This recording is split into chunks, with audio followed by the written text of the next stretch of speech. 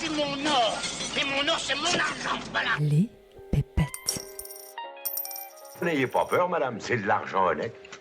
Et honnêtement gagné. Les pépettes.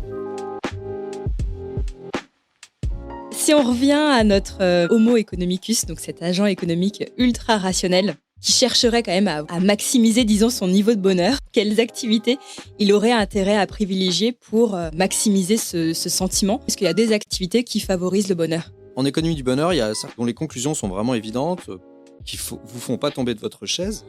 Et puis vous avez quelques travaux qui sont beaucoup plus surprenants pour un économiste. Par exemple, tous les travaux sur le bénévolat ou le don, donc sur la philanthropie, on va dire. On a repéré que c'était beaucoup plus efficace pour générer du sentiment de bonheur, donc que ce soit de la satisfaction de la vie ou des émotions positives, que la consommation pour soi, en fait. Donc le fait d'utiliser son temps de loisir pour faire du bénévolat plutôt qu'à jouer au tennis, ou d'utiliser son budget plutôt pour faire des dons ou des cadeaux plutôt que de consommer pour soi, c'est plus efficace pour le bonheur. Ça amène à penser à vraiment un autre mode de vie, plus tourné vers les autres et sur l'action pour les autres. Ça semble être vraiment plus efficace que la vie tournée vers soi. Après, sur l'épargne, par exemple, on a repéré que ce qui était vraiment important, c'était pas d'avoir beaucoup d'épargne, c'était d'avoir de l'épargne liquide à disposition en cas de coup dur. Ça enlève beaucoup d'anxiété dans la vie, ça. Donc avoir un matelas de sécurité, ça, c'est important. Et ce matelas, il faut pas qu'il soit énorme, hein. Il faut juste un petit matelas de sécurité. Je sais pas, 10 000 euros, vous avez ça, peut vous arriver un certain nombre de petites choses dans la vie, vous êtes pas, ça vous stresse pas. Par contre, les personnes qui sont ric-rac, elles ont un niveau d'anxiété financière qui est élevé. Donc un piège, par exemple, c'est de mettre toute son épargne dans un achat immobilier et de plus avoir cette épargne de précaution après. Ça, pour le bonheur, c'est très mauvais. La propriété immobilière, c'est un plus léger sur le bonheur, mais léger. Et par contre, l'endettement, c'est négatif. Et l'absence de cette épargne de précaution, c'est très, très négatif. Donc, vaut mieux acheter plus petit et garder 10-20 000 euros de côté plutôt qu'acheter un poil plus grand et ne pas avoir ces 10-20 000 euros de côté. Sur le travail, ce qui est très, très clair, c'est qu'il faut être à sa place.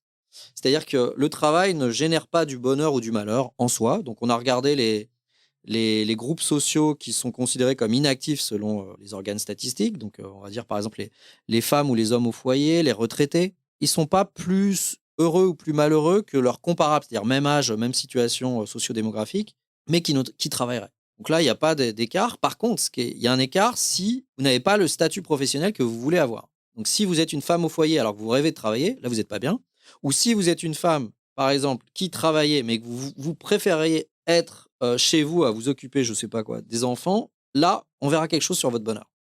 Pareil pour le retraité. Le retraité qui a la retraite, pas par choix, mais parce que il n'a pas pu continuer dans son entreprise, lui, il vivra mal sa retraite.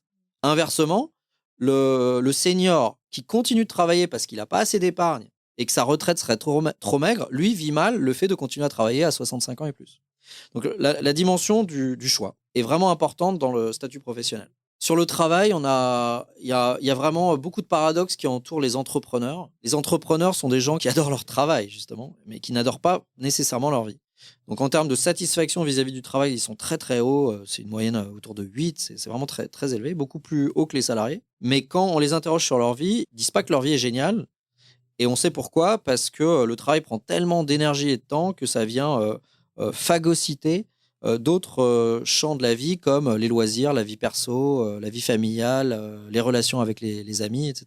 En fait, les variables économiques sont jamais centrales dans le bonheur. C'est plutôt la mécanique psychologique qui est importante. Faut faire attention à éviter certains pièges que l'on connaît bien.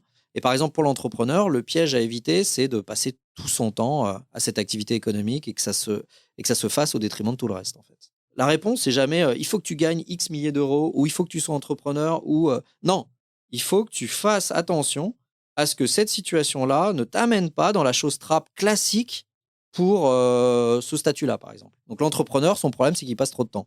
Les gens qui ont des très hauts revenus, on sait, c'est qu'ils ont éventuellement trop de responsabilités ou qu'ils se sont liés les mains à un mode de vie qui est très onéreux, qui les empêche de faire machine arrière, par exemple. Il n'y a pas de recette miracle. Selon chaque situation, il y a des pièges qu'on connaît bien, que l'économie du bonheur connaît bien, et il ne faut pas tomber dedans, quoi.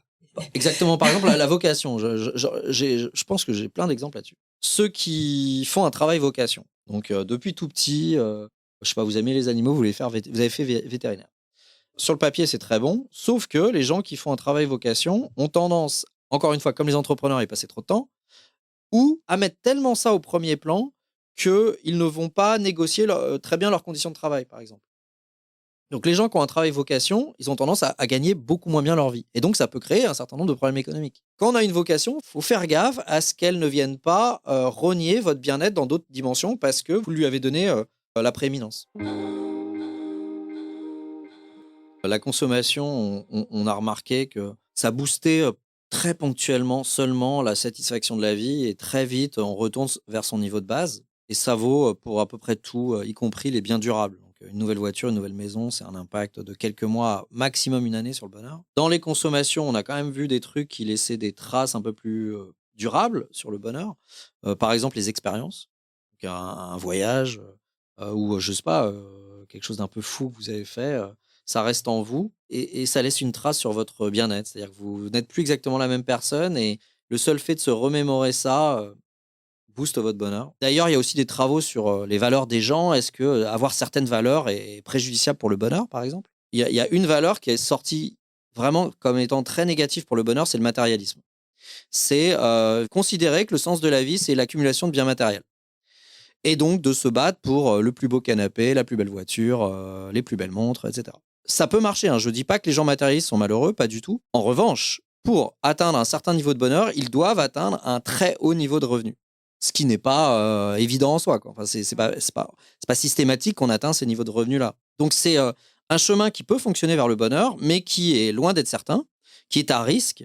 Et puis c'est un chemin qui, évidemment, pour la planète, est très néfaste. Aujourd'hui, dans tes travaux, tu notes qu'il y a de nouvelles façons de consommer qui apparaissent depuis plusieurs années. Donc, aux matérialistes s'ajoutent les néo-matérialistes qui cherchent à consommer mieux et moins. Et également les frugalistes qui cherchent à dépenser le moins possible pour atteindre le plus rapidement possible l'indépendance financière. Et on a aussi les minimalistes qui cherchent à se déposséder de leurs biens matériels, à faire le vide pour vivre plus intensément. Est-ce que les études que tu as pu faire ou que tu as pu récolter sur ce sujet montrent qu'il y a un ou plusieurs modes de consommation qui vont être plus propices au bonheur? À ma connaissance, on n'est pas encore allé jusque-là à comparer les différents modes de vie avec leur impact sur le bonheur. Mais ce qui est important, c'est l'alignement, en fait. L'alignement entre le comportement de consommation et les valeurs de la personne. Donc ça c'est sûr que quelqu'un qui, en changeant ses comportements de consommation, va être beaucoup plus aligné avec lui-même, c'est quelqu'un qui va vraisemblablement avoir un choc positif de bonheur. Ça, c'est sûr. Après, ce qui est ressorti aussi dans les quelques études que j'ai vues là-dessus, il y a une dimension sociale qui est très forte. C'est-à-dire changer son mode de vie peut poser un gros problème en matière de bonheur si ça crée une énorme distance vis-à-vis de vos amis. Si ça vous isole, ce que vous allez gagner à gauche sur l'alignement avec vous-même, vous allez le perdre à droite sur la dimension sociale. Et vraisemblablement, l'ensemble va être plutôt négatif. Donc, ce qui est très bon pour le bonheur, c'est de changer collectivement des comportements de consommation et se diriger vers quelque chose qui résonne plus en vous. Et le faire tout seul, c'est prendre un gros risque. La situation initiale, elle n'est pas parfaite non plus. C'est-à-dire que vous êtes avec un groupe d'amis, mais vous ne partagez pas les mêmes valeurs. Donc, il y a aussi une dissonance quand vous voyez ces amis-là. Donc, en gros, vous quittez une rive qui n'est pas particulièrement satisfaisante pour aller sur une autre rive, mais le chemin vers l'autre rive, il va être un peu compliqué. L'idéal, c'est de retrouver un tissu amical avec des personnes qui partagent vos valeurs. Mais entre ce que vous allez quitter et ce que vous allez obtenir, il y a du temps, en fait. Et un temps qui sera peut-être un temps de solitude. Et donc un temps difficile. Quelles sont les principales leçons d'économie du bonheur que vous avez tirées et appliquées pour vous-même? Le don, plus. Donc, j'avais pas du tout ce réflexe de donner à des assos. Maintenant, je l'ai plus. Ça a achevé, disons, de faire de moi un antimatérialiste. Mais bon, je l'étais déjà. C'est juste que maintenant, j'ai un bon bagage technique pour légitimer ce que je faisais avant. Une Voilà, plus grande source de motivation. Ça a pas du tout été révolutionnaire pour moi. Non, je dirais le don et les cadeaux pour les gens autour de moi.